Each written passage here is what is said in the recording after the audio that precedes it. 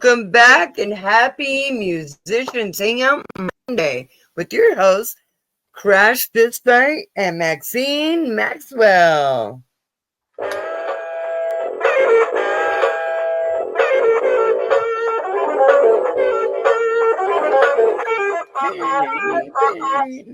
everybody! Oh my gosh, happy Monday! It's good to be back. Happy Monday. This is a day I look forward to all week. Oh, and it's already been a long week for me, and it's only Monday. Oh. So this helps that feeling to feel better. Yay! Yes. Woo! This I'm so glad. out the Monday, like Yes. This that jerk Murphy always wants to mess with me on Mondays. He's got these damn laws that just totally go against everything you're trying to do. Come on, we don't want to follow those. Come on, Murphy. Fuck you, Murphy. Oh my goodness, but that's why Musicians Hangout is here. Such an exciting night planned for you guys, and it's been a long time coming to have this guest on our show. You've seen them featured during our music montages for the last few years, and now we finally get to have him on our show and interview him. So yeah, we're gonna have a great night tonight. I will go over our mission statement and we'll bring him to the show. Our mission statement here on Musicians Hangout is to be part of a revolution to make friendships with other artists and build a community network to save music. Saving the music. All right. So we've got a special guest, Brian Quinn of BQ Funk in the house tonight. Hey! Hello and welcome. Hello. Thank you.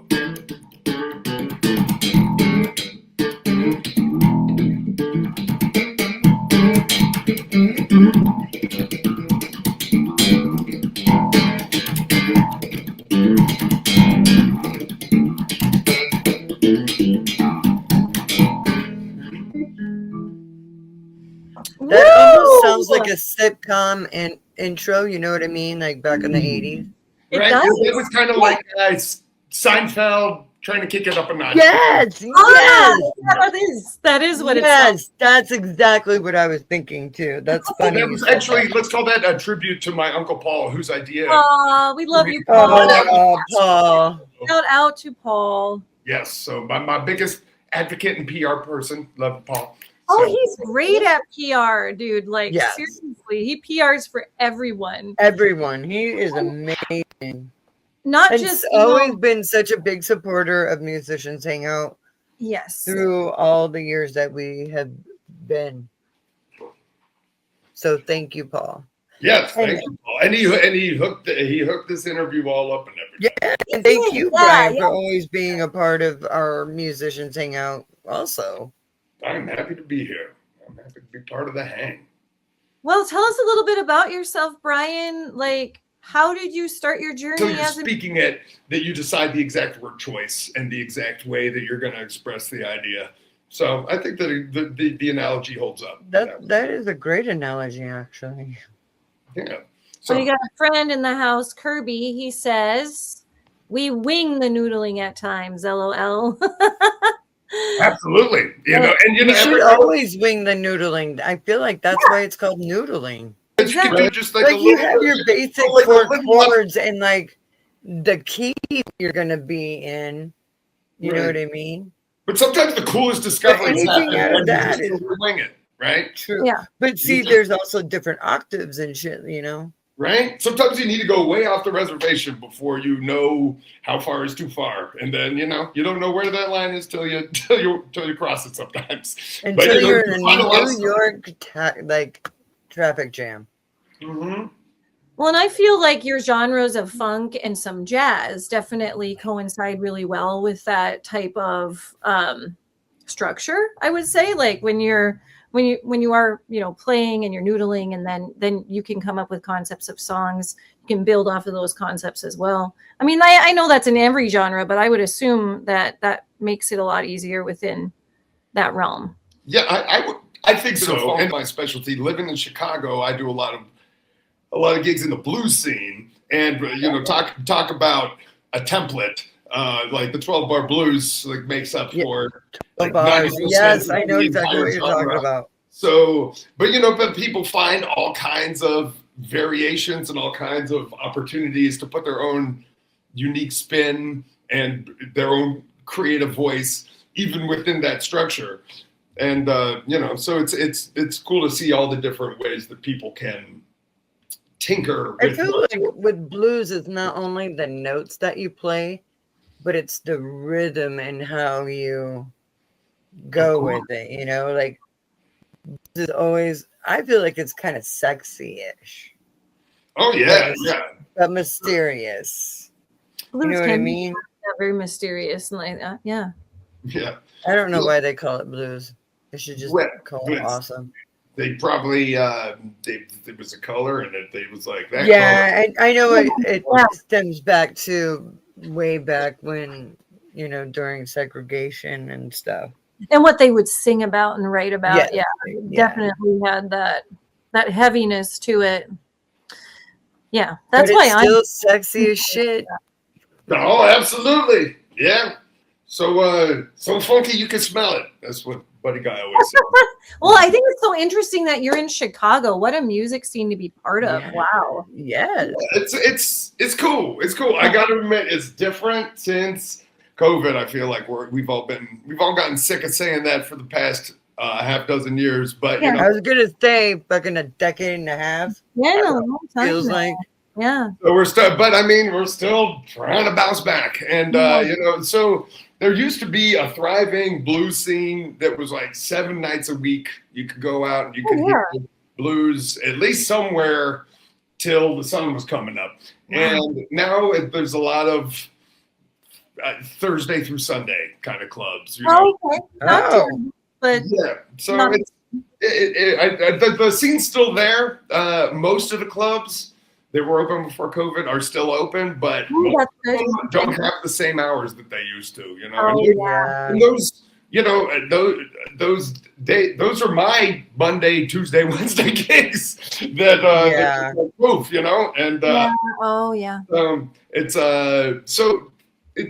It's always an adjustment. We're coming back, but yeah, it's still a work. A lot of hard work. Yeah, right. Yeah. So, but this is one of those things where all the people that talk about advocating for a 4-day work week, they're always talking about make it whatever their arguments are. It's always from the perspective of those 9-to-5ers who get the day off, and I feel like the perspective that's never articulated by the people that advocate for a 4-day work week is that there's actually a whole section of the economy that is built on the weekends. And so built on the weekends. Actually give a lot of us an extra day of work. I would love for Thursday to become Friday and for Friday to become another Saturday. Not because I'm lazy, it's because I want to work. That's more work. And so, I think that's the neglected argument, is that there is a counter economy to the 9-to-5er economy. And if you give those people a day off, you give me a day off. We have our day jobs and we have our musician jobs. Yes. So anyway, just a little, sorry, I feel like that was a tangent, but a little side note. Oh, it's okay. If Friday's off, I'd get another Saturday. But you do have a request from Fly Joey. He wants to hear more. So we want to hear Brian play something. So I guess you're requested. You've been called out, bro. Well, been called out. Yeah, let me get that Diet Coke down. That's right. Let's go. Okay, well, I have nothing prepared, so here goes. Best time. Fucking bust shit out. Cool. I'm gonna bust shit out. That's how we're doing it. All right, well, we will let you have the stage. Wait, here we go. Let me tease my stuff. So I'm gonna do a little improv jam, loosely based on the theme from a BQ original named Venus. Which is a little planet. Okay, cool. And so this is just going to be a little improv thing, but if you like it, there's a whole stinking song that I wrote That's the namesake. It's Venus. It's BQ. BQ. It may look like it says PD. Images reversed, but it's actually BQ. Don't be fooled. If this is confusing, look at this. BQ Funk. All right. Anyway. All right. Here we go. Little Venus-inspired bass noodly poo. Let's do it.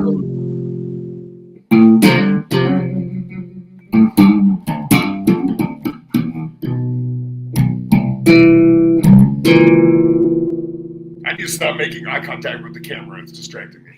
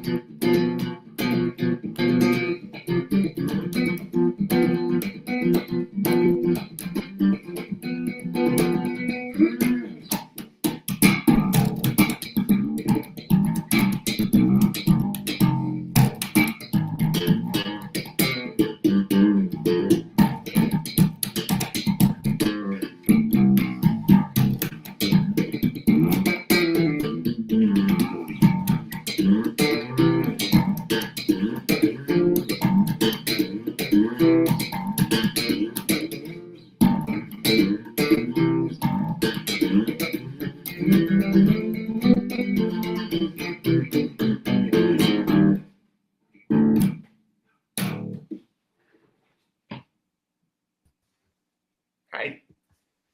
Yes. We're here. I recognize Venus. We played that on one of our montages. Yes. Yep. And I really feel like I can hear a lot of different influences in there.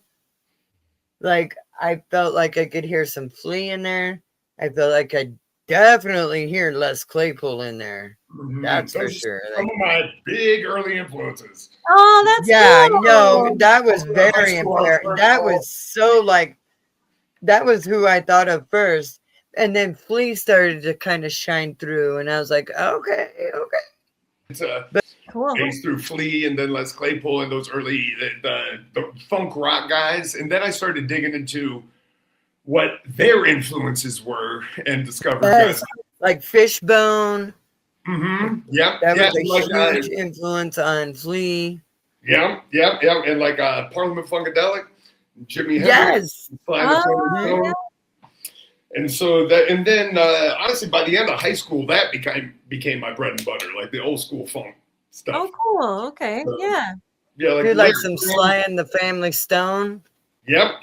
Larry Graham is the Sly's bass player. He's probably my biggest influence. Yes. Yeah, man. That's really at the heart of my creative voice. But I will play anything. And playing in Chicago, you got to be versatile. So like I said, I do a lot of stuff in the blues scene. So I try to find my opportunities to be funky in that context tastefully. And then I also play a lot of like wedding gigs, corporate gigs, and I get that. So who are your favorite blues bass player influences? Blues bass player influences. Well, like Willie Dixon is like it's like the classic, and there's still like a ton of Dixons running around Chicago. Yeah. Oh, wow. That's nice. cool. Yeah, I know a few of them. So like his legacy lives on, and they're big advocates of the Chicago blues community. Yeah, so Willie Dixon in terms of the blues bass players, and I love like the soul guys like James Jamerson and Willie Weeks and Bobby Babbitt, some of those old soul guys, even though like funk is my bread and butter. So like Bootsy Collins and Larry Graham. I love Bootsy Collins. I fucking love Bootsy. I actually have a puppy named Bootsy. Oh my god! It was the best intersection of funk artist and good dog name. that I could think of. I mean, I For love a like I said, dog name. Bootsy Collins is a way better Boots. name for a dog. I mean, I What shouldn't kind say. of dog is it, by the way? Oh, he's a chocolate lab mix, and yeah, so he's a Huh. he's a I was little picturing a adopted. pug for some reason. Yeah, honestly, I would let him in here, but then he'd be cute for 5 seconds, and then he'd just be a distraction for the next. Oh, I get it. Yeah. Oh, yes. He's a year old. He's a sweetie pie, but he's got a lot of. Oh, energy. he's so young. He's Yeah. just a baby. Yep, my little Bootsy. But yeah, so that's it. So that's my kind of stuff. I've been playing in the blues scene, do a lot of gigs around here, and do some touring stuff when I'm lucky. Every now and then I've gotten a chance. Oh, that's awesome. Yeah, but yeah, funk is my bread and butter. I got my own funk band, but Yeah. I pay my bills. It's as a side man doing other people's stuff. I was gonna say, so do you have a day job on top of your music thing? No. My day job happens at night, and That's cool. I teach some lessons. You know, if anybody out there wants to learn the bass, or I play some keys and some guitar too, but not to the professional extent that I play the bass. But I teach lessons too. I can do them over Zoom. So Wow, that is so I awesome. might be interested in some guitar stuff because I have a $65 guitar that I bought off of Amazon. I have a guitar that's worth almost twice. I just bought it just to think around, you know. Like I'm not trying to take it serious at all. Yeah, no. I mean, honestly, same here. I'm a decent rhythm guitarist. But Once to you start know asking about chords and soloing, you shit. gotta graduate to someone else. But I just want to learn how to fuck up my hands all weird, you know. What I mean? Oh, I can definitely teach you how to fuck Like with your hand. origami Starting hands. over it with something. But The G chord does that. Oh, I hate G. Just like have hands like this, where it's just like, okay, well, this is the G chord. Yep. Nope. Here's the F. Oh man, I was like C and D, yes. Oh, G, no. I always have a problem with open chords. Uh, Just really wrecks my brain sometimes. wait, what do you mean? As opposed to what? Like bar chords? You're better with bar chords or something? What do you mean? Yeah, I'm better. I'm definitely better with power chords because you know Yes. I have some bass in me, so just take those notes and just kind of harmonize it a little bit. That's right. But I kind of want to learn more than that. Nah. No, I want to write songs at some point in my life. I can't just keep writing them on bass. Like, then the guitar players want to know what the goddamn melody is. Drummer. That's fair. I think you make a solid case. oh my goodness. Excellent. Yeah, you do have quite the band that you have. You know, when I watched your videos, you have a full lineup. Yeah. You got the horns, you got keyboard, you got the whole lineup. It's pretty cool to see. It's impressive for sure. Oh. How do you even practice? Like, no, I mean, what it's honestly, studio are you practicing in? Because you're not doing that in a band room. well, I mean, here's the thing is, my stuff is, I need people who can keep up with. Sorry, let me reel it in. I feel like I'm being too nerdy. I got some dorky stuff, and a lot of the dudes that I play with don't have the time to like put a lot of time into rehearsal. So when I ask someone to play, they kind of got to be able to hit the ground running. So I'm always trying to get people who are able to keep up. But then those people usually are the people that are like, wait, you want a rehearsal and you're not going to pay me for the rehearsal? And it's like, yeah, sorry, I don't. This is all out of my pocket. No, you don't get paid for rehearsal. When ever do you get paid for exactly. Like, record companies don't even fucking pay you for rehearsal. It don't work that way. You get paid when you do shows and tours. You gotta sell that fucking merch. So people give me the patience for a single rehearsal per gig, if that. And so I need to get guys that are able to hit the ground running with minimal preparation. And a lot of times those guys. You need studio guys.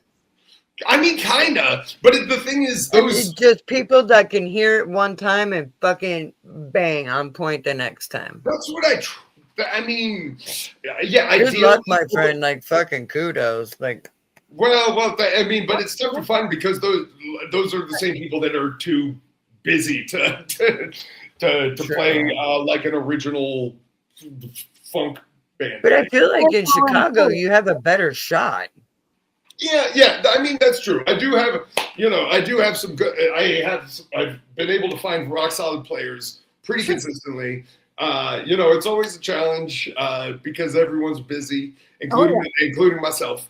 But I've been lucky to find some good players who have come through for me, and I'm really happy with like the latest EP that I put out, and Nice. hoping to do more of it between the sideman stuff.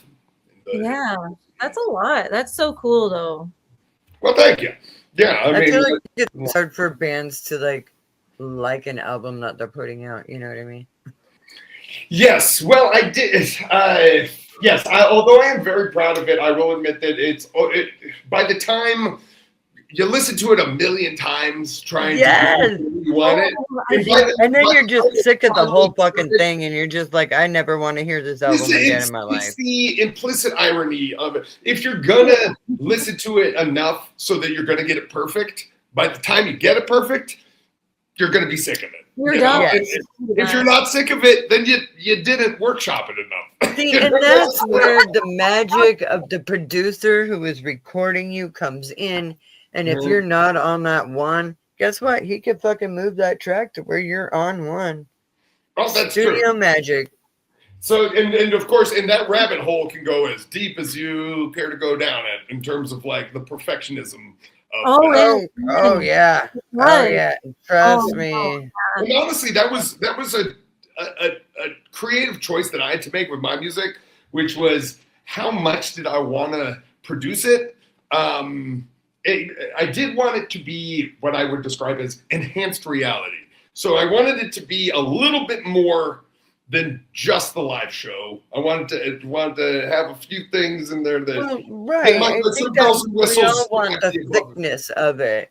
Yeah, you know what I mean. And so little things like there might be some auxiliary percussion that was on there that I didn't have, or okay.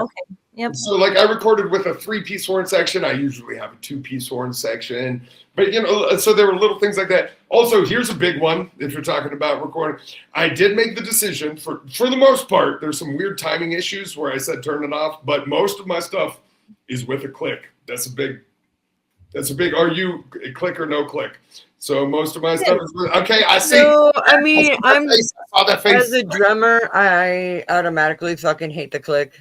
Just fucking hate it. I feel like it's a contextual It makes me feel thing. like I'm not as perfect as a click. I feel like as a band, my band naturally, we have our own natural rhythm, and we just lock in on that. And we feel like we don't really need a click. Mm-hmm. I have to say that kudos on that. I learned how to play with a metronome when I was growing up.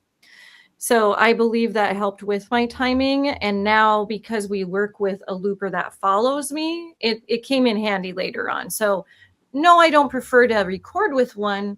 I don't feel I need it now, but I get the controversy there. I do. But it helped me. I can play with the click. It's not my preference. Mm-hmm. Well, since I cracked open this can of worms, let me go ahead.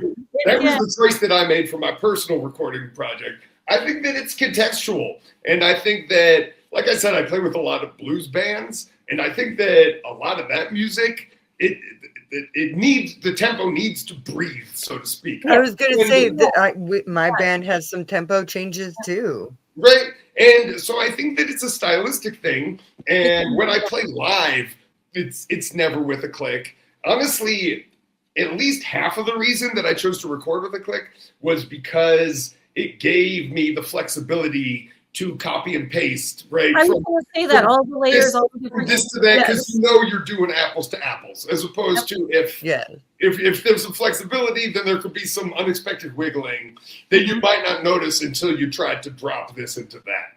Right.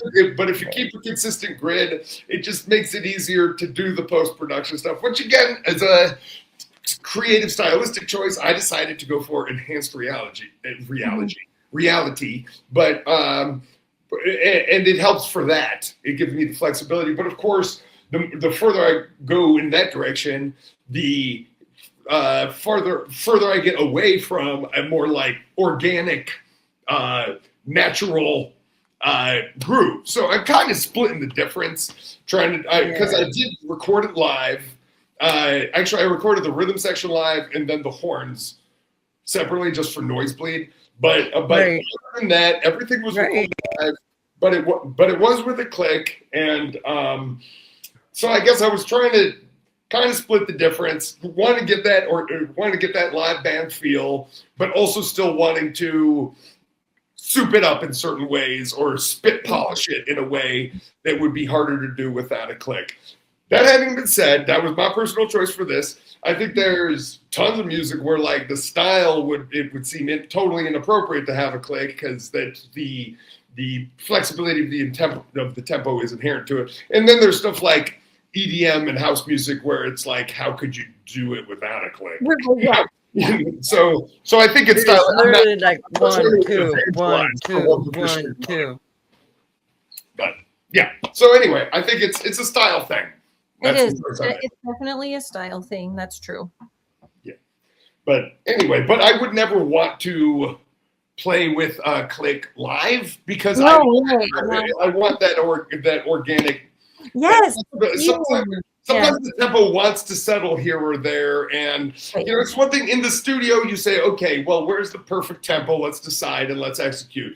But on the stage, it's like maybe this room demands this vibe, and exactly. And I'm going to tell you right now, when my band plays live, I can guarantee that we're going to go double time because I'm always excited and I'm just like, yeah. And my poor band, they have to like fight like hell to fucking keep up with me. But that's one of those things where you want the flexibility if you feel like the moment needs that, you don't want to feel. Yeah, it's the energy of the room that kind of brings me to that level, honestly. Hey, so if you think playing to a click is limiting, I've played with corporate bands and wedding bands that play to tracks. So you're not shackled by the tempo. You're shackled by the entire arrangement. Like the intro must be exactly this long. The worst thing ever, I played for a symphony. I played for the Denver Junior Symphony when I was 12. I feel like there's a whole lot. Let me tell you have to be on fucking point. You do for concert band. You absolutely do. Yeah. For symphonies, yes. But at least you're dealing with people. Like when you're playing to a track, yes, an uncaring, heartless robot. Yeah, true. Although I don't know, sometimes those people can be uncaring, thoughtless robots. Ooh, shots! Take that. Putting that out there, conductors. Crazy to have. Back to talking about playing live. I mean, there's that emotion you want to feel from each other too. And if someone messes up, you can cover for the other one. Like when you're connected like that, if you miss something and someone just covers for you, you give each other that little side eye or like things, that's one of the beautiful. I don't think I've ever played a show where I don't get the love. Okay. So there's also that look also is merited sometimes. We look at each other kind of like this. We do this if we're gonna do like a fade and we're writing, we kind of go like, oh yeah, we lean in. Oh, you guys have like little cues that you do. Like lean to each other. Nice. I'm taking notes because I did. If you had done that to me during a concert before this interview, I would have been like, yes. What? Excuse me. I don't know. We just did that, but like we've been together a long time too. Yeah. Like we were together longer than we became a band, so like we're just connected. Right. And then like during practice, but now we do it live too. And we're gonna fade. We kind of like look at each other. And we're like fade. I like that. I like that. Or sometimes, God, we fucked up a whole song, like verse, but we like read each other like, oh, and then we just kind of like looped back all the way to this other part of the song together without communicating. We just like looked at each other, did that, Redo. and then like just did a beautiful ending instead, like not planned, but we made it look like it was meant to happen.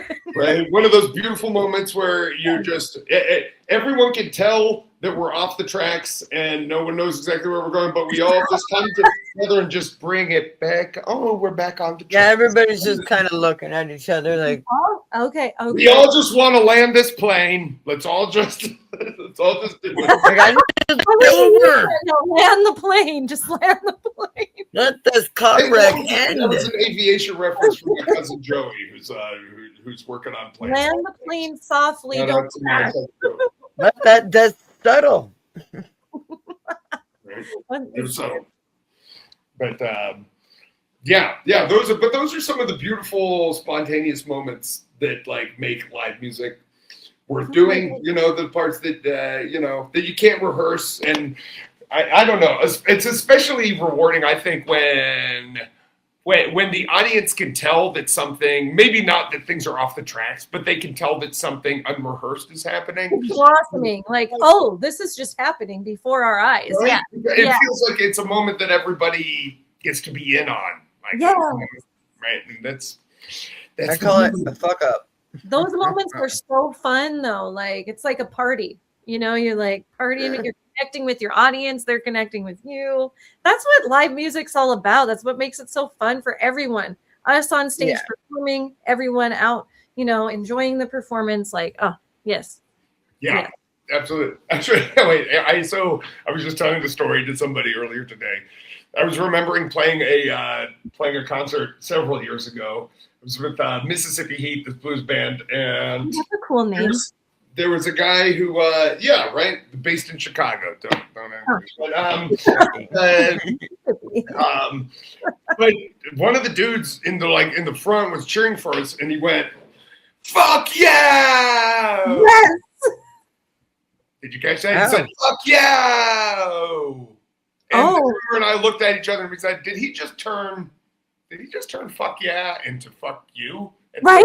We were just very confused. Yeah, I think he said fuck yeah. He just did it maybe with a weird accent, but it was one of the more confusing. The crowd can be confusing sometimes. Sometimes they come on stage. That's happened to me 2 or 3 times. 3 times. 3 times when they join you on stage. That is like terrifying. It's like, what the fuck are you doing up here? Well, I mean, honestly, everybody's first. I'm not sure what the audience. Here's a little backstage moment. I'm not sure what the audience thinks the musicians are thinking, but this is always what they're thinking. They're always thinking, "Please don't break my shit." Right. Always. Yes. That's always it. It's like that's the first thought. Always. It's also the second thought and the third thought. The second thought for me is, "Don't touch me." Don't touch me.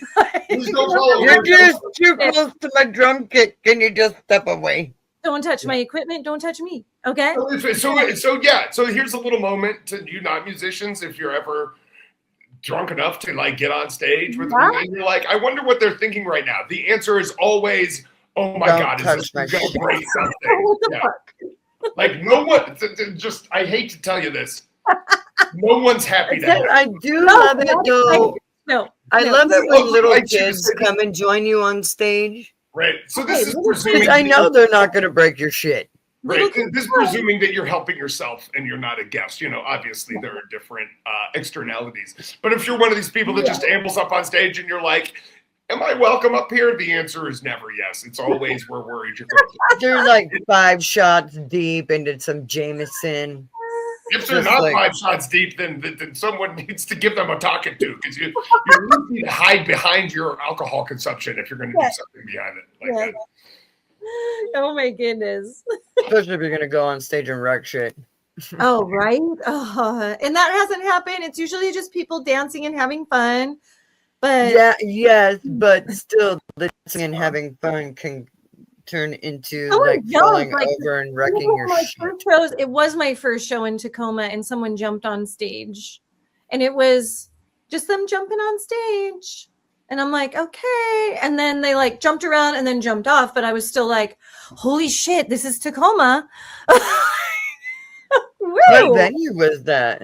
It was the Plaid Pig when it was the Plaid Pig. So like, Plaid Pig. I Well, forget yeah, what it's called now. I don't remember what it's called now, but yeah, Plaid Pig was my first venue in Tacoma, which was amazing. It was still really fun. Like, come on, like we had a great crowd. It was amazing people that we met. the Plaid Pig. They have amazing art.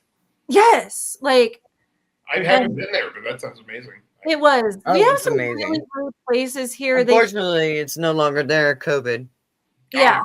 See, stuff still hasn't bounced back. Man. Mm-mm. Yeah, we're still trying to bounce back too. Some clubs are totally gone. Some are under new ownership. Some are totally new. Like it's just ever changing since COVID. Really, like Yeah, not like a the lot of- Seattle scene has actually changed. It's no longer the Seattle. Now it's the Tacoma scene. Yeah, Tacoma's You'll bigger get it. than Seattle. Yeah, Tacoma has way more Yeah. options for live venues. I would say just as many, like places and opportunities for professional musicians in Tacoma. I think our Big fan base is larger stages. there than Seattle. Like it's a larger fan base for us in Tacoma. Yeah. But we've played more places in Tacoma too. So, like Seattle, but it all has grown together. We have historic places in Seattle, like the Yes. Central Saloon, Slim's Last Chance. We got to play the Columbia City Theater, Yes. when that was still up in Chop Suey. Chop Suey, yes. Played we did there a the- couple times, actually. Club Sur when it was, first Club Sur after Studio 7. Man, I've heard about these like legendary Seattle clubs, but I am sad to say I have spent very little time out on. You got to Yeah. come out and see these historic places. Like I would love to. Last winter I did before they closed due to COVID. Yeah, right. I mean, it seems like yeah. Last winter I did a tour of the West Coast. Went from Phoenix up through California, and we ended outside Seattle. I can't remember the name of the place. It wasn't in Seattle. It was in the area. I'll need to look it up. But it was with this dude. Like Albert. Everett. We're talking like I need to look. It was like in a suburb. It wasn't Tacoma. It was some suburb, and I feel bad about it because I'm sure you. Renton. Georgetown, Sodo. Beforehand, I didn't think about it. But If you yeah, were in the airport, it might have been Renton. it might have been actually. That's Okay. familiar. Because that's Or really even the real art. I'm No. not sure. No, the downtown Tacoma. Never mind. yeah, that's in Tacoma, yeah. Never Yeah, mind. but it was with this the blues artist Albert Cummings, who I've done some touring with recently. So Oh, that's super cool. Okay. I was going to ask about some of the tours you've been on. Yeah. So, where have you been on tour? Yeah. I've been lucky enough to go to quite a few places. I think the farthest east I've gone was Lithuania. Ooh. Yeah, Wow. that's farther than Romania. Didn't expect that. Like, dang. Yeah, I know. I'm not thinking Lithuania. Yeah, no, it was very cool. In fact, my sister Katie Quinn, she and her husband Connor surprised me. They lived in London at the time, and they flew to Lithuania to surprise me and come to one of my shows. So I think that's the farthest east I've been. The farthest west I've been is to Hawaii, Kauai. I went to. Oh my goodness. Oh, that's great. Yeah, that was awesome. The best part about that trip was that we played one gig at this festival. I think it was on a Thursday, But the band leader, this is with Mississippi Heat. Shout out to Mississippi Heat. Woo, awesome. Really nice. For a long time. Chicago-based Mississippi Heat. And the band leader, Pierre Lecoq, he had a radio interview on Tuesday. Not the band, just the band leader. But we all flew out on Monday so that he could do an interview on Tuesday, which means that I had Tuesday and Wednesday off in Kauai. And so, like, yeah, so you just went around the island. Right? So I've been very lucky to have a few situations like that. Usually, when I go on tour, the agenda is wake up early enough so that we get in the cramped van and drive a handful of hours or more to whatever the city is. Get there just in time to check into the hotel, get to the venue, sound check, dinner, show. Back to the hotel, and then you got to get to bed because it's an early morning. You got another handful of hours to the next city. So that's usually what it is. And so I went to my favorite example of that is Copenhagen, which I played a gig in Copenhagen. It's the only time I've ever been to Denmark, and it was just a blur. We were running late. The traffic was bad. We drove straight to the gig. This was again with Mississippi, and it was one of these things where it was going to be pretty tight anyway, but then the logistics ended up being messy. And so if anyone ever says, have you been to Copenhagen? I can say yes, but I have no memory of it, no knowledge of it. That's it. Check. Let's see, I played a festival in Romania, and we just flew in, played, and flew out. Like, I had no time to adjust to anything. So it was cool to be in Romania. Stray dogs everywhere. They're all very nice, but stray dogs. Yes, heard that. And, Yeah. I heard that. But And I hear the people in Romania take very, very, very good care of these stray dogs. Right? Yes, and there were lots of shirtless, big-bellied men standing on their front porches. I remember that. Well, yeah, that sounds like Romania. Yeah, it was. Not like I've ever been there, but it definitely, that's how I picture Romania. So it was a blur. I remember getting some Dracula The little babushkas. souvenir lighters, and on top of that, the festival I played was sponsored by Jameson. So just add that to the. That's what I'm telling you. So, That's cool. Okay. I'm telling you. All these By the way, this is our disclaimer. Musicians Hangout. We are dedicated to music, not to underage drinking, and please drink responsibly.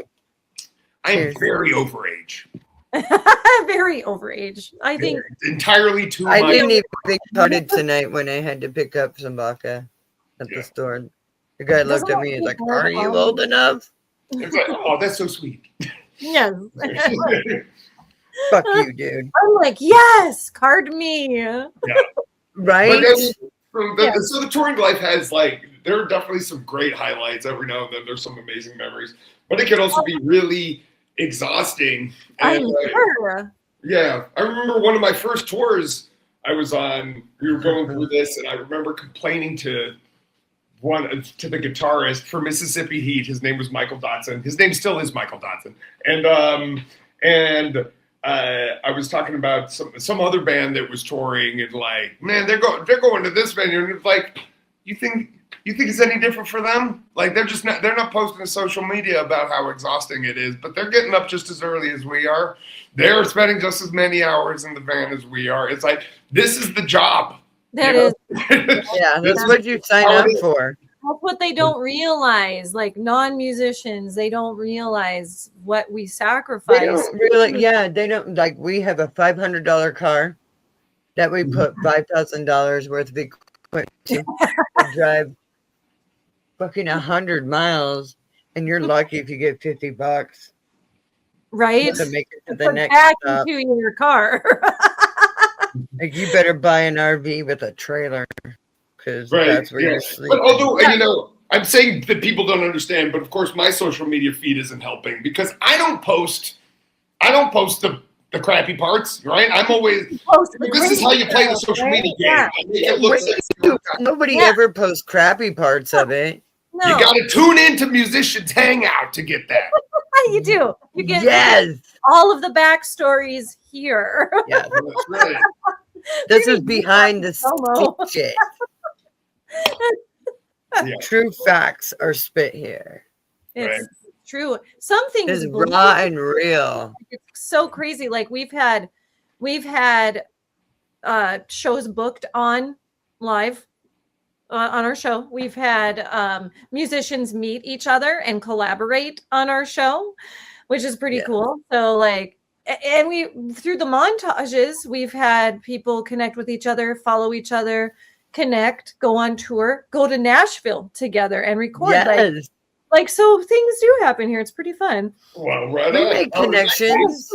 In that case, this might seem like a good time as I need to remind everyone that BQ Funk is the social media's way to connect with me.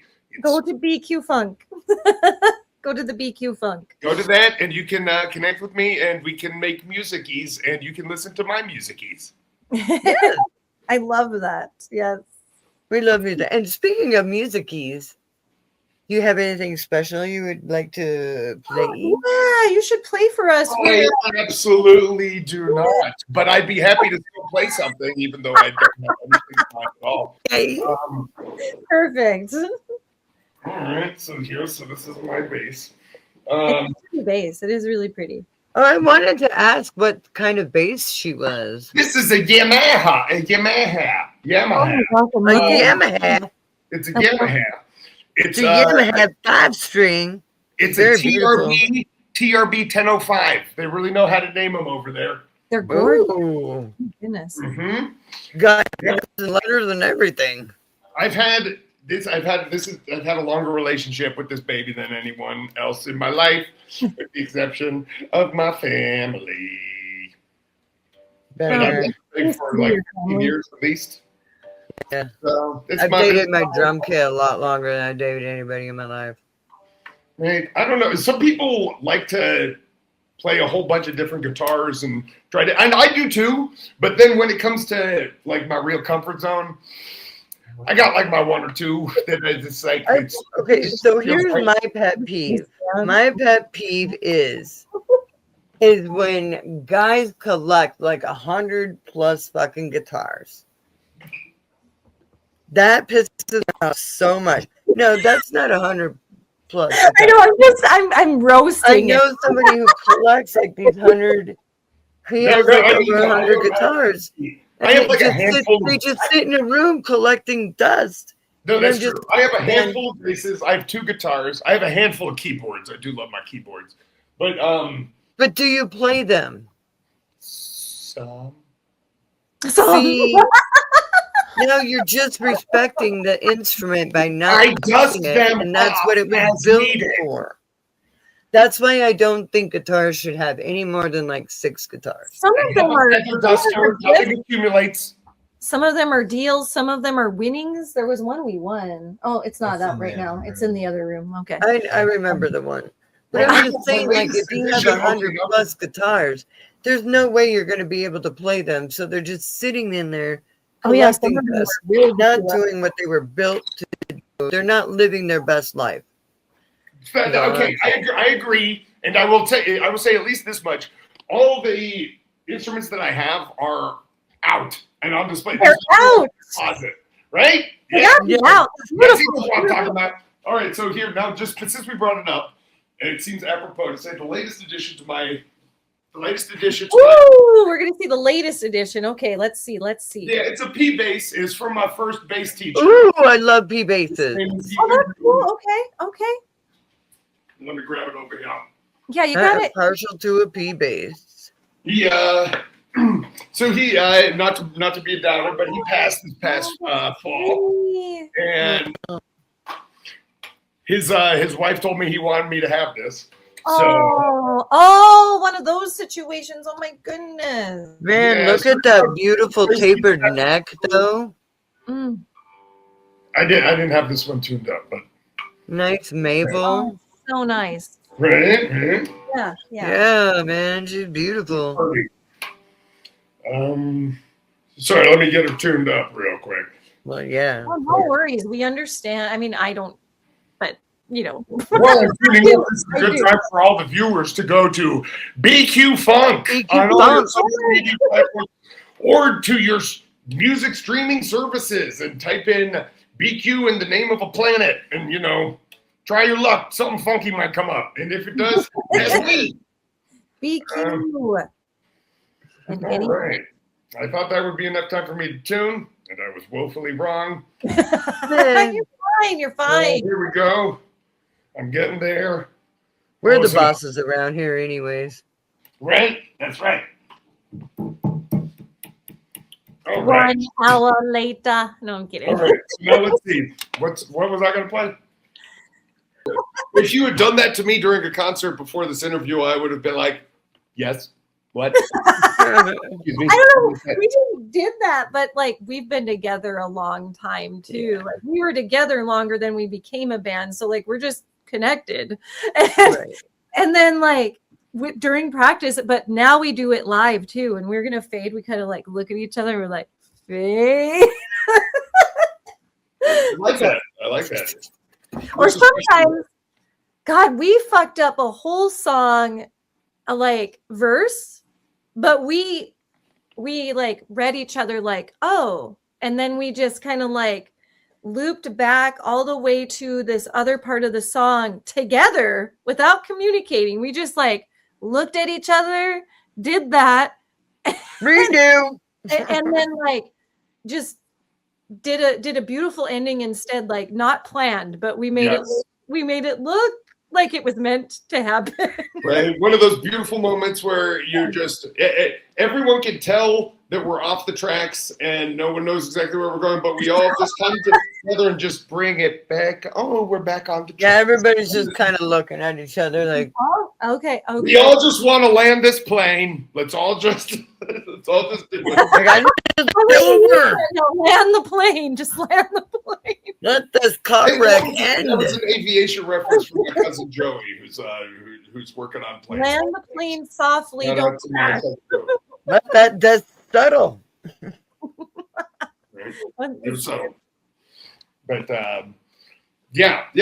those are some of the beautiful spontaneous moments that like make live music worth doing. The parts that that you can't rehearse, and I don't know. It's especially rewarding, I think, when the audience can tell that something, maybe not that things are off the tracks, but they can tell that something unrehearsed is happening. It's blossoming, like, oh, this is just happening before our eyes. Right? Yeah. It feels like it's a moment that everybody gets to be in on. Like, right? And that's I call it a fuck up.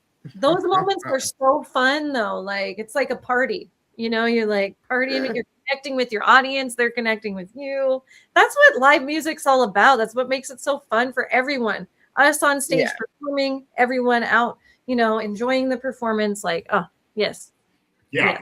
Absolutely. Actually, wait, I was just telling the story to somebody earlier today. I was remembering playing a concert several years ago. It was with Mississippi Heat, this blues band, and that's a cool name. There was a guy who, based in Chicago. But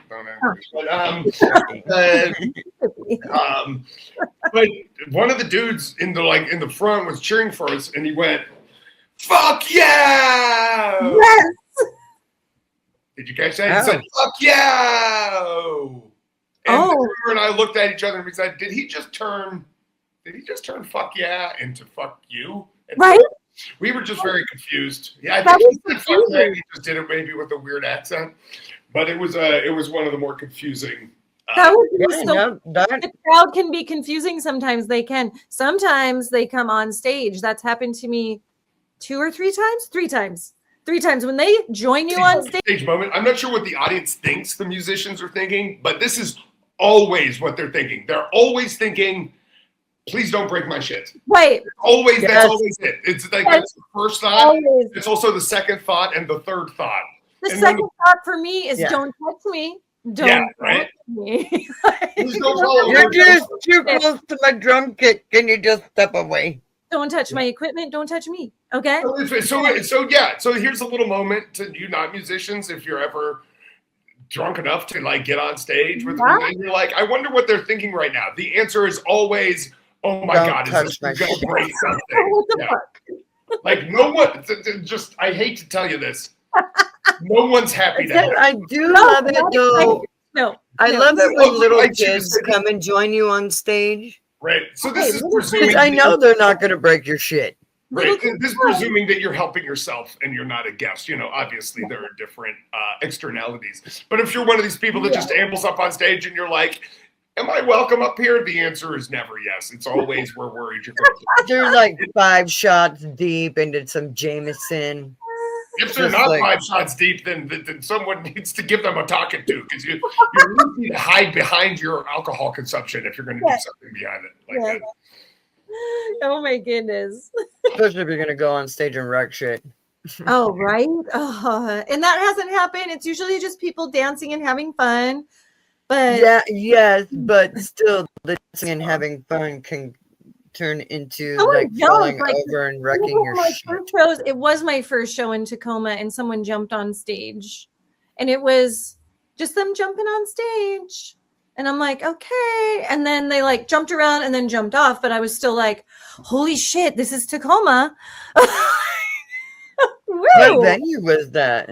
It was the Plaid Pig when it was the Plaid Pig. So like, Plaid Pig. I Well, forget yeah, what it's called now. I don't remember what it's called now, but yeah, Plaid Pig was my first venue in Tacoma, which was amazing. It was still really fun. Like, come on, like we had a great crowd. It was amazing people that we met. the Plaid Pig. They have amazing art. Yes, like I haven't been there, but that sounds amazing. it was. Oh, We have it's some amazing. really great places here. Unfortunately, it's no longer there. COVID. Yeah. See, everyone stuff still hasn't bounced back. Man. Mm-mm. Yeah, we're still trying to bounce back too. Some clubs are totally gone. Some are under new ownership. Some are totally new. Like it's just ever changing since COVID. Really, like Yeah, not like the Seattle scene has actually changed. It's no longer the Seattle scene. Now it's the Tacoma scene. yeah, Tacoma's You'll bigger get it. than Seattle. Yeah, Tacoma has way more Yeah. options for live venues. I would say just as many, you know, like places and opportunities for professional musicians in Tacoma. I think our Big fan base is a lot stages. there than Seattle. Like it's a larger fan base for us in Tacoma. Yeah. But we've played more places in Tacoma too. So, you know, like Seattle, but it all has grown together. We have historic places in Seattle, like the Yes. Central Saloon, Slim's Last Chance. We got to play the Columbia City Theater, those, you know, Yes. when that was still up in Chop Suey. Chop Suey, yes. Played we did there a couple times, actually. Club Sur when it was, you know, first Club Sur after Studio 7. Man, I've heard about these like legendary Seattle clubs, but I am sad to say I have spent very little time out on. You got to Yeah. come out and see these historic places. Like I would love to. Last winter I did before they closed due to COVID. Yeah, right. I mean, it seems like yeah. Last winter I did a tour of the West Coast. Went from Phoenix up through California, and we ended outside Seattle. I can't remember the name of the place. It wasn't in Seattle. It was in the area. I'll need to look it up. But it was with this dude. Like Albert. Everett. We're talking like I need to. It was like I need to. It was like in a suburb. It wasn't Tacoma. It was some suburb, and I feel bad about it because I'm sure you. Georgetown, Sodo. Beforehand, I didn't think about it. But If you were at the airport, it might have been Renton. it might have been actually. That's Okay. familiar. Because that's Or really even the real art. I'm not sure. No, the downtown Tacoma. Never mind. yeah, that's in Tacoma, yeah. Never Yeah, mind. but it was with this the blues artist Albert Cummings, who I've done some touring with recently. So Oh, that's super cool. Okay. I was going to ask about some of the tours you've been on. Yeah. So, where have you been on tour? Yeah. oh, I've been lucky enough to go to quite a few places. I think the farthest east I've gone was Lithuania. Ooh. Yeah, Wow. that's farther than Romania. Didn't expect that. Like, dang. Yeah, no, I'm not thinking Lithuania.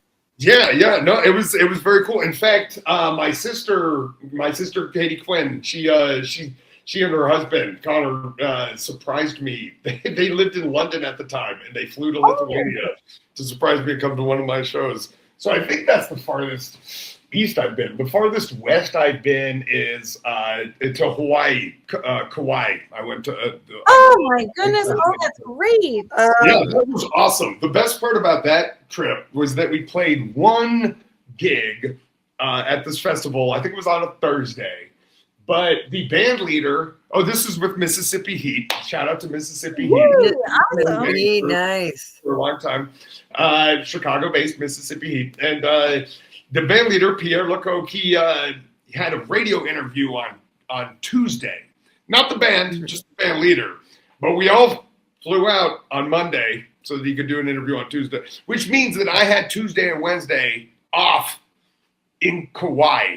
And so, like, so you just went around the island. Right? So I've been very lucky to have a few situations like that. Usually, when I go on tour, the agenda is wake up early enough so that we get in the cramped van and drive a handful of hours or more to whatever the city is.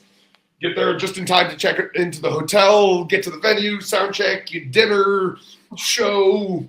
Back to the hotel, and then you got to get to bed because it's an early morning. You got another handful of hours to the next city. So that's usually what it is. And so I went to my favorite example of that is Copenhagen, which I played a gig in Copenhagen. The only time I've ever been to Denmark, and it was just a blur. We were running late. The traffic was bad. We drove straight to the gig. This was again with Mississippi, and it was one of these things where it was going to be pretty tight anyway, but then the logistics ended up being messy.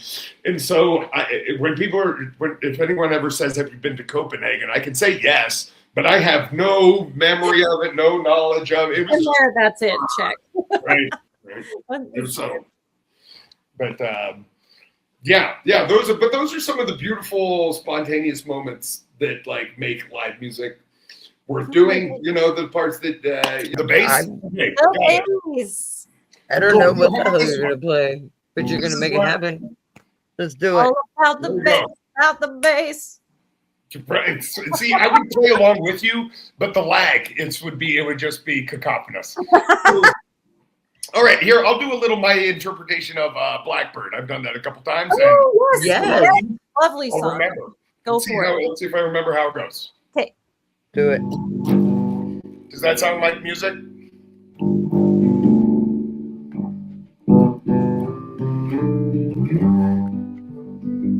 Sounds good. Oh, yes. Yes, it does. Yes, it does. You good? Yep.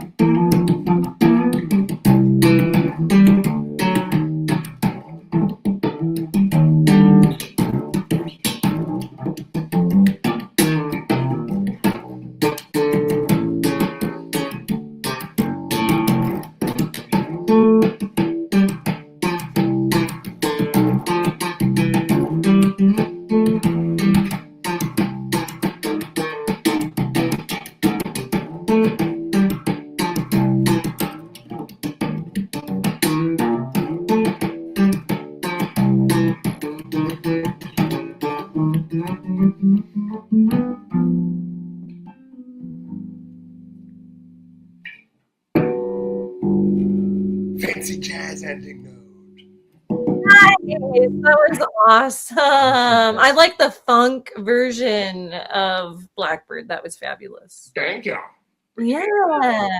Oh my gosh. Thank you so much, Brian. Sorry, I'm here.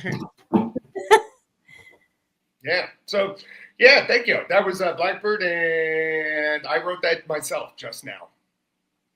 Oh, Awesome. I did not write that myself just now. that's called improv if I've ever seen improv. My goodness. Like, make it up on the spot.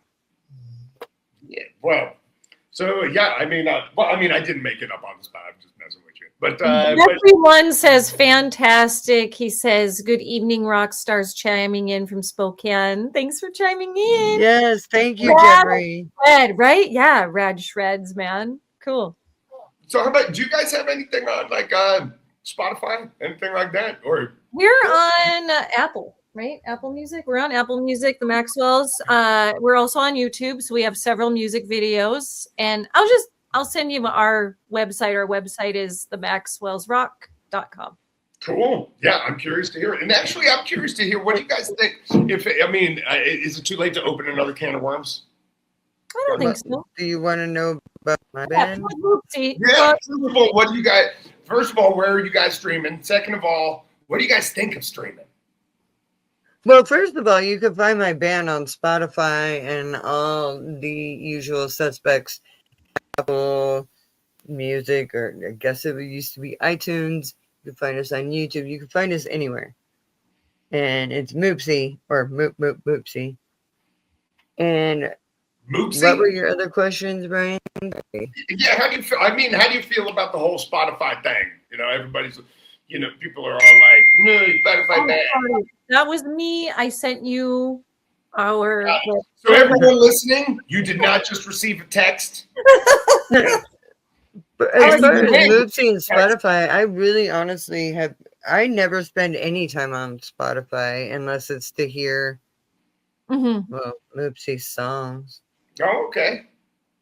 Right on. So you're on it, but you don't really listen to it. You're well, I'm not really even on Spotify. Like usually, I'm on a different because I'm always at work, so I'm usually on a different platform like Pandora. Oh, okay. Maybe one day my band will be on Pandora. Right, you gotta get in that algorithm. Dude, I gotta get my own channel, Moopsy channel. Right. Well, I actually don't have Spotify. I'm not on Spotify. I do iTunes, Apple Music, and that's where my band is found. And I know Spotify can be wonderful for bands, but also it can be. You gotta have like 100 listens before you even make a penny. Well, yeah, I know it's controversial. I mean, that's why I'm asking. I don't mean to stir the pot. I'm not trying to. I know this. Yeah, no. I mean, it's not a way to make any money. Well, but I guess it's a way to have your music heard. Yeah. So I think that you just nailed it, and that's how I feel about it. Is that it's not a way to make money, which is unfortunate, but also that's just kind of the world we live in. It's been more than a quarter century since Napster. It's like we're not going back. This is the music industry. There's a billion fucking bands. Right. So my priority is. So first of all, as a listener, it is I have to admit irresistibly convenient to just have everything right at your fingertips. Definitely. And as an artist who has accepted that the recorded music is probably never going to be what pays my rent. At least not like my original recorded music. It's going to be merch. Merch pays your rent. Oh, absolutely. Live performance and the merch that you sell at live performance. So absolutely. Yeah. But my point is, therefore, all my recorded music, my priority is just getting it into as many ear holes as I can. So I'm not trying to turn a buck. I'm just trying to get my music out there. So yes. And so my priority, as a person who is less concerned with paying my rent with my Spotify royalties and more. So my band Moopsy, we actually take what we make at playing shows in our 15 cents at Spotify, and we put it back into our account to make more recordings. And so you invest back in the band. That's when we travel and we have to take a ferry, or gas money, or absolutely. So I mean, it's a mixed bag. There's a lot of bad things about Spotify, but man, it's even with piddly listening results, my music gets into way more eardrums than if we were living in the era of burning CDRs. Right. Oh, that's true. Yes, that is very true. So yeah. I mean, I'm just trying to keep the funk out there. Like, you know, the more people that listen, that's what I'm in it for. Yeah. Just check out platforms, man. Advice. That is really good advice and a good way to get your music out there for sure. Yes. Yeah. Well, I mean, but at a certain point, it's like, what option do we have? This is 2026. It's like we're dealing with the world that we're dealt. Oh, that's true. That is so true. It really is. Post epidemic. Existential and weird at the end. No, it's okay. No, no, don't apologize. Really, that was a really interesting topic to touch on. We don't always talk about, because it is a way that a lot of us are out there. It is controversial within our community, depending on you know, how you feel about it as a listener and as an artist. So yeah, don't apologize for that. I think it's an interesting topic. A hot topic right now has been AI as well. Like, definitely been ton of worms there. Yeah. Don't even get me started on AI. That was opened on our show too. So like we talk about all sorts of different controversial things within our community. So yeah. Yeah. Oh my God, that's just, it feels like that's just getting started, the controversy. Yeah, right. Yeah. So, it hasn't even peaked yet. Well, and I get that there's artists that work alongside it and with it, and they use it to enhance music videos and use it for writing, but like it's not something that we do. But I see it out there, and it each to their own, each to their thing, right? Like that's how I'm also that's how I'm inclined to feel about it, and that's how I feel about it so far. But and I don't know what this is. I'm just like, but in terms of my intuition, where my brain is, I feel like there's going to be something. It's going to touch some third rail where I'm going to be like, too far. And, I haven't seen it yet, but it's going to happen. And it's someone else's sacred cow. It hasn't come from mine yet, but it's gonna. And I'm just waiting. Like the fucking whole robot thing.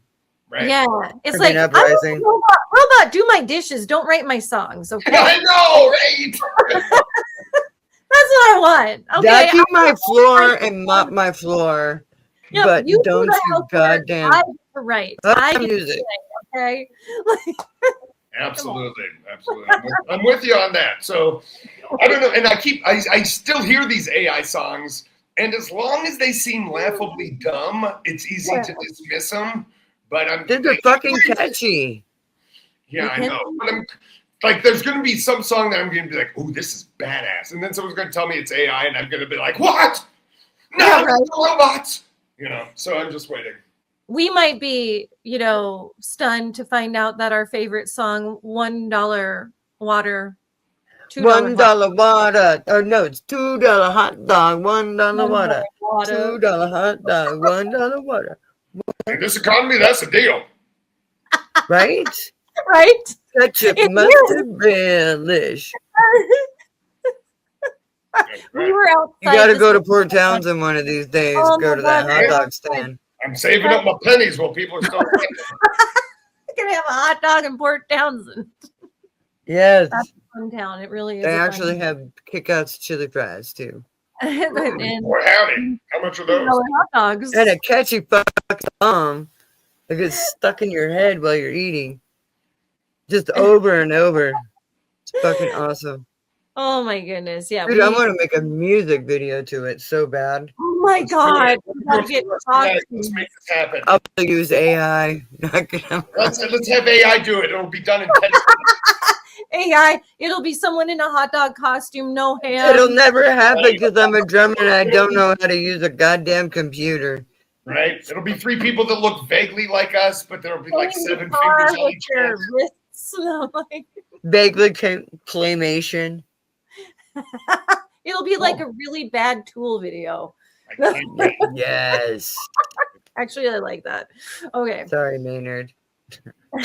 Sorry, Maynard. Because he's listening. Because he's totally listening. I know. Right? I know he is. Right? So Shaking upset. his fist at the. He's trying to get on the show right now. Right? Why won't you have him? I don't know why you won't have him. He's kind of a little busy with his vineyard right now.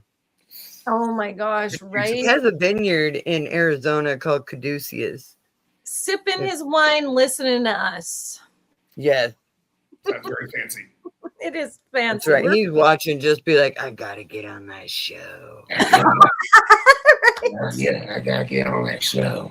That's what I'm doing in 2026, getting on Musicians Hangout. I've never been on there before. Well, you're gonna have to book us in 2027, Maynard. We're booked. Right? Right? Hey, we're not that good. good, but we're booked. Sooner, maybe. Should have found us last year. Right? Have your people call my people, but sooner next time. Yep, right. Right? That's how it is. Like it's Oh actually. my God, we gotta start having lotteries, like fucking Hunger Games. I mean, yeah, we usually book up pretty quick. We're booked weeks in advance, you know, and Yeah, then, we're like a month in advance.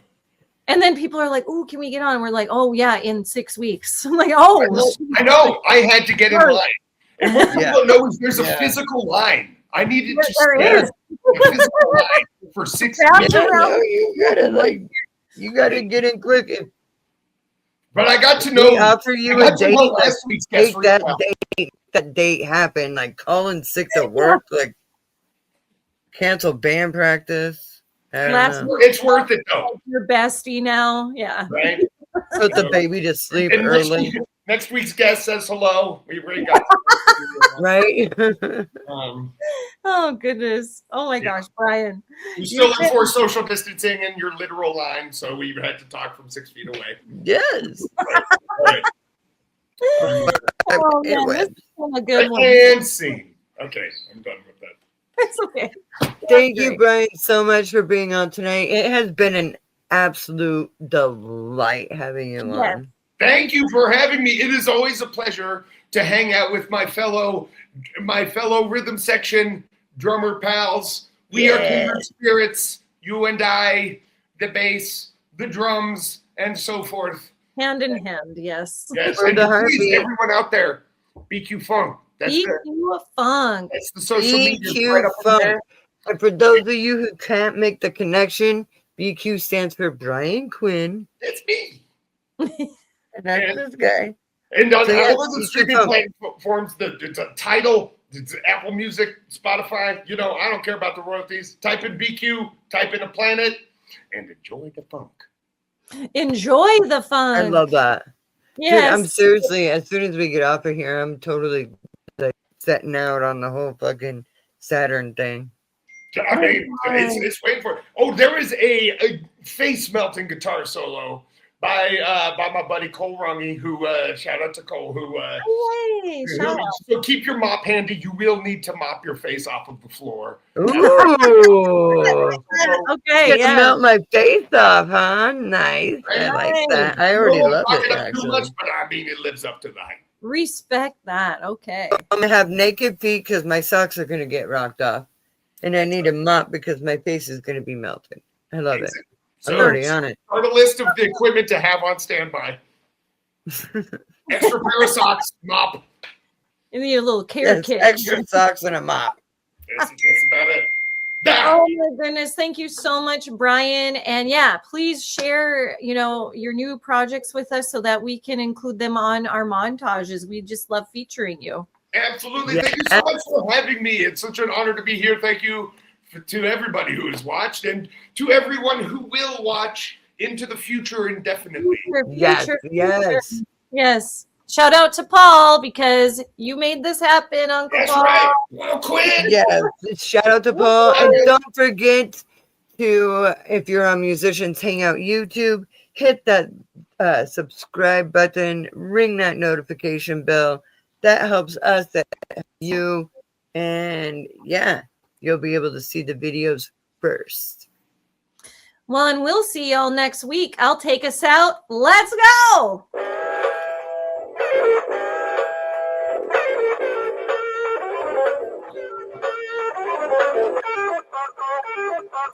Keep rocking and stay safe out there, you guys. See you next week.